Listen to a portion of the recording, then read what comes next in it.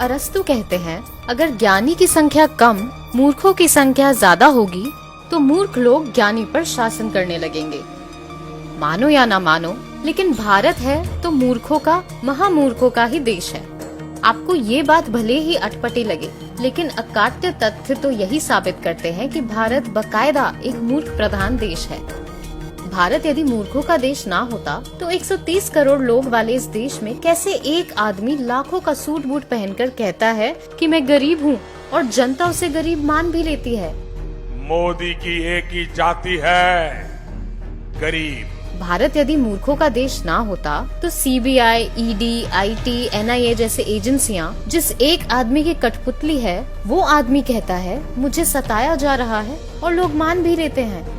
भारत यदि मूर्खों का देश ना होता तो जिसके पास संसद में भरी बहुमत हो, जिसकी पार्टी 22 राज्यों में सत्ता में हो, वो कहे कि विपक्ष उसे संसद में काम नहीं करने दे रहा और लोग मान भी लेते हैं। भारत यदि मूर्खों का देश ना होता तो भ्रष्टाचार में जेल काट चुके लोगों को टिकट देकर भी कहता है कि मैं भ्रष्टाचार के खिलाफ लड़ रहा हूँ, लोग उसे भी सही मान लेते हैं। भारत यदि मूर्खों का देश ना होता तो जिसके शासन में सबसे ज्यादा भारतीय सैनिक शहीद हुए, वो कहता है कि दुश्मन उससे कांप रहा है। ये हमारा सिद्धांत है, हम घर में घुस के मारेंगे। भारत यदि मूर्खों का देश ना होता तो जिसके राज्य में सबसे ज्यादा किसानों ने आत्महत्या की हो, फिर भी वो कहता फिरे कि उसने किसानों को खुशहाल बनाया है और लोग मान भी लेते हैं। भारत यदि मूर्खों का देश ना होता तो जिसके राज में बलात्कार की वारदातें रोजाना नए कीर्तिमान बना रही हो, फिर भी वो कहता है उनका बेटी बचाओ अभियान सफल है और हम मान भी लेते हैं। बेटी बचाओ, बेटी पढ़ाओ।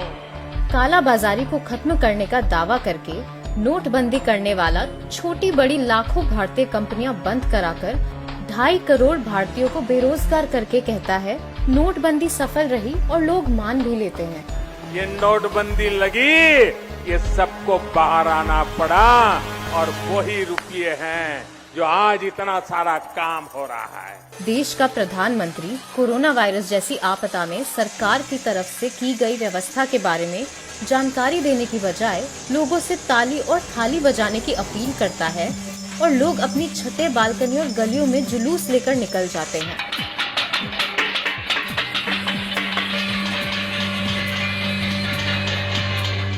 मूर्खों को धर्म, जात, गोत्र, खाप, आस्था, राष्ट्रवाद, जाति आधारित नफरत जैसे तोहफे हमेशा से बेहद पसंद आते हैं। आप दिल्ली में चुनाव जीतिए, नहीं तो मर जाएंगे मोदी जी।